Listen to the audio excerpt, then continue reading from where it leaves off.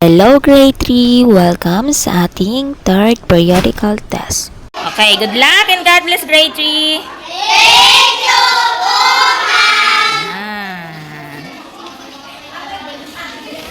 Ready na sa test? So, ayan at nilagyan ko ng harang ang bawat upuan para siguradong walang kopyahan. Heto na naman po tayo at may pakain ulit sa grade 3. Hindi ko na sila sinurprise dahil alam na nila at nasanay nang may pinapakain sa kanila tuwing periodical test.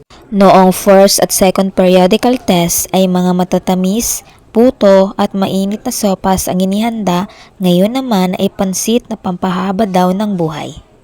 At para naman maramdaman din nila kung gaano kahaba ang pasensya ko sa mga oras na makulit sila.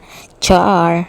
Ganun kaming mga guro. Mas mahaba pa sa buhok ni Rapunzel ang aming pasensya.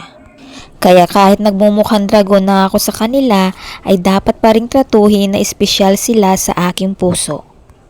Kaya lagi akong nag-share sa kanila ng mga biyayang dumarating sa akin.